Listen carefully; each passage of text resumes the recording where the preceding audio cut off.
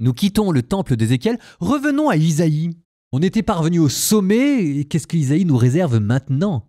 Eh bien, brusque changement de décor. Du chapitre 55 hier au chapitre 56 aujourd'hui, c'est comme si, sans transition aucune, il y avait eu un saut temporel. Alors, ceci dit, des sauts temporels, c'est pas la première fois que vous en avez dans ce livre. Souvenez-vous du passage de la première à la deuxième partie du livre d'Isaïe. Dans la première partie, on était avec Ézéchias, avec Isaïe à Jérusalem, avant la destruction. Et puis, bof, saut temporel, chapitre 42, on était après la déportation au Babylone, Dieu qui faisait une promesse de restauration et de consolation. Et là, à nouveau, sans qu'on vous le dise d'ailleurs, c'est un peu déstabilisant, on se retrouve après la déportation. Le peuple est revenu d'exil. On n'est plus à Babylone, on est revenu à Jérusalem. Eh bien, ça vous donne la troisième et dernière partie du livre d'Isaïe, ce que parfois on appelle le Trito-Isaïe, troisième Isaïe. Alors, je mets de côté la question de savoir si jamais c'est un nouvel auteur ou pas. Moi, je vous ai dit ce que j'en pensais. Je pense que c'est une école qui a constamment retravaillé tout l'ensemble du livre d'Isaïe. On va commencer à vous parler d'un temple qui semble déjà fonctionner comme si les sacrifices avaient repris. C'est là que je vous dis, en fait, on est revenu dès maintenant à Jérusalem. Donc en fait, on pense qu'il s'agit d'une rédaction tardive, que maintenant le peuple est revenu de l'exil babylonien grâce justement à Cyrus. Le décret de Cyrus c'est moins 538, mais que la réalité ne correspond pas aux grandes promesses glorieuses que l'on avait vues dans le Deutéro-Isaïe. Jérusalem est rebâtie, oui, mais elle reste pauvre et divisée. Le temple est reconstruit, mais il est modeste, loin de la splendeur de Salomon. Il y a des tensions entre les exilés qui sont revenus et les populations locales qui étaient restées. Et puis à nouveau, il sera question d'injustice sociale, de formalisme religieux, d'hypocrisie, ce qui fait que les parties que vous allez entendre, c'est une prophétie qui concerne un retour difficile. Donc, quasiment sans transition aucune, nous basculons du livre de la consolation qui avait culminé dans des apothéoses glorieuses, à un brusque retour à la réalité. Vous aurez un double mouvement, d'abord un appel à l'universalité, à une plus grande inclusion, les étrangers, les eunuques, on va essayer d'intégrer dans le culte, et puis de l'autre côté, une critique brûlante d'une injustice sociale qui semble avoir fait son retour à Jérusalem. Isaïe, chapitres 56 et 57.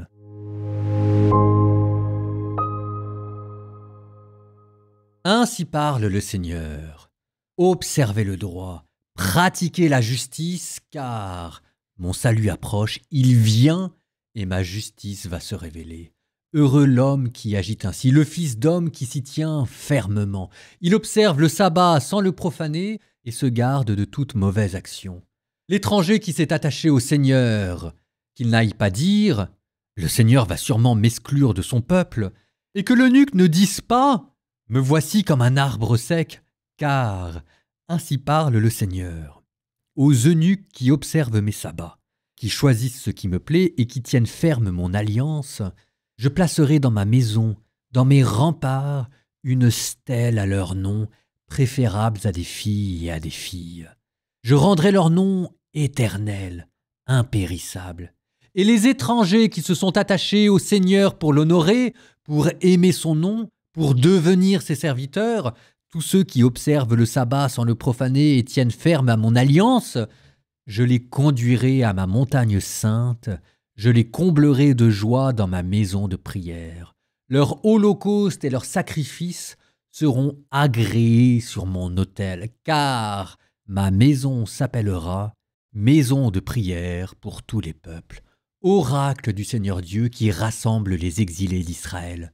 J'en ai déjà rassemblé. J'en rassemblerai d'autres encore. Vous, toutes les bêtes sauvages, vous, toutes les bêtes de la forêt, venez vous repaître. Les guetteurs d'Israël sont tous des aveugles, ils ne connaissent rien. Ce sont des chiens muets, incapables d'aboyer, à bout de souffle, allongés.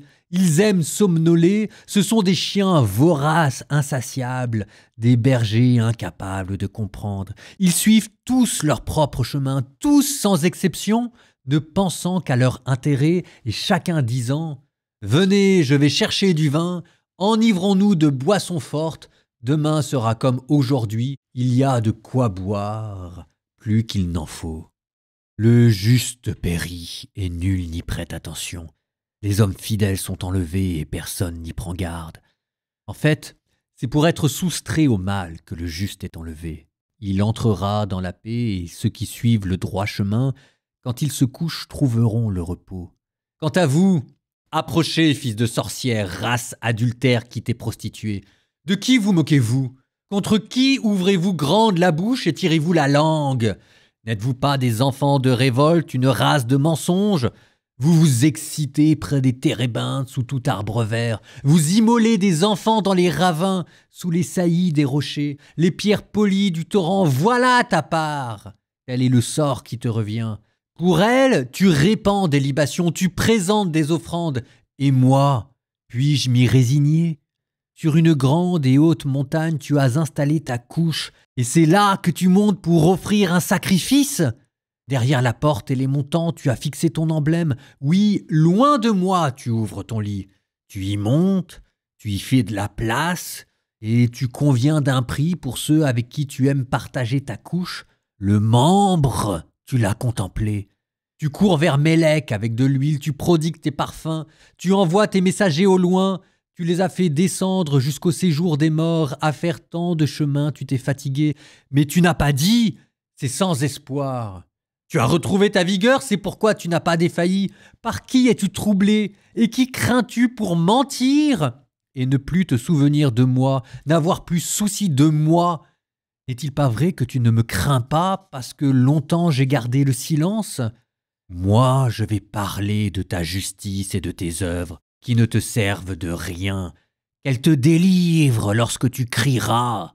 Tes collections d'idoles, le vent les emportera. Toutes, un souffle les enlèvera.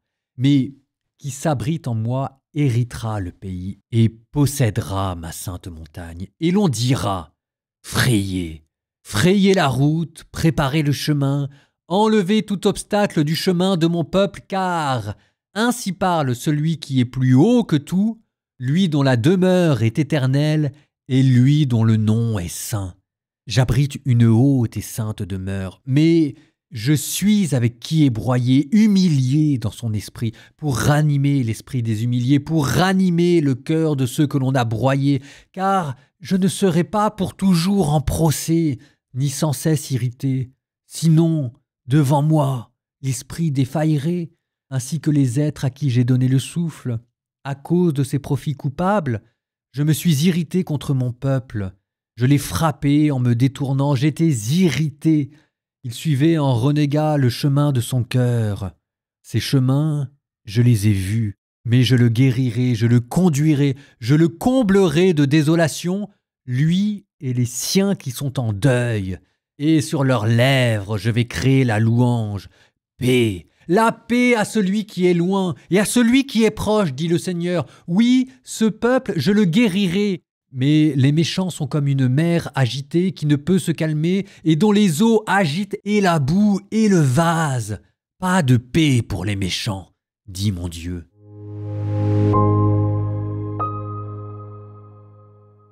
Il y a quelque chose d'émouvant de voir comment est-ce que le temple prédit par Isaïe est enfin en train d'être reconstruit, en tout cas on essaye, et de le voir essayer de s'ouvrir aux étrangers.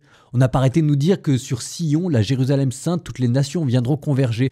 Et voilà que le temple est enfin reconstruit. Ce qui vous a donné ce très beau verset, verset 7, « Car ma maison s'appellera maison de prière pour tous les peuples ». Je ne sais pas si vous vous souvenez, mais dans Marc, c'est ce verset que Jésus avait cité quand il a purifié le temple de Jérusalem. Et je vous avais dit que alors, quand Jésus avec un fouet avait chassé tout le monde en dehors du temple, citant ce verset d'Isaïe, « Ma maison sera appelée maison de prière pour tous les peuples », il l'avait fait dans le parvis des gentils, dans le parvis des nations, là où tous les étrangers normalement pouvaient adorer Dieu. Et c'est là en fait qu'on réalise en lisant Isaïe que c'était l'accomplissement des grandes promesses, l'accomplissement de la fin des temps. C'était l'accomplissement de ces versets qui étaient juste avant. Les étrangers, verset 7, « Les étrangers, je les conduirai à ma montagne sainte, je les comblerai de joie dans ma maison de prière. Leurs holocaustes et leurs sacrifices seront agréés sur mon autel, car ma maison s'appellera maison de prière pour tous les peuples. » Isaïe avait prédit que les étrangers pourraient offrir des sacrifices dans le temple de Jérusalem, et que là, Jérusalem serait lumière des nations.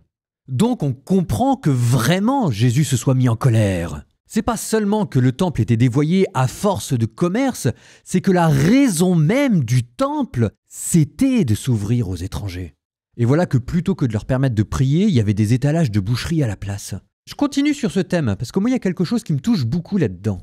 Quand on parle d'évangélisation, de rassemblement, de restauration, de convergence à la fin du temps, nous on imagine que les nations vont arriver pouf, comme ça, et que il y aura juste à ouvrir le temple.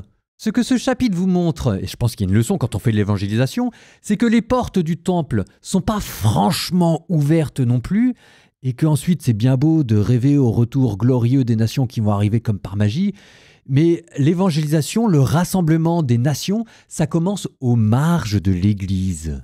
Dans ce chapitre, on voit qu'il y a déjà des personnes aux franges de la religion, plus ou moins impures et ne pouvant participer au sacrifice, les étrangers, les eunuques, mais il y en a plein d'autres, mais qui sont intéressés par la religion biblique.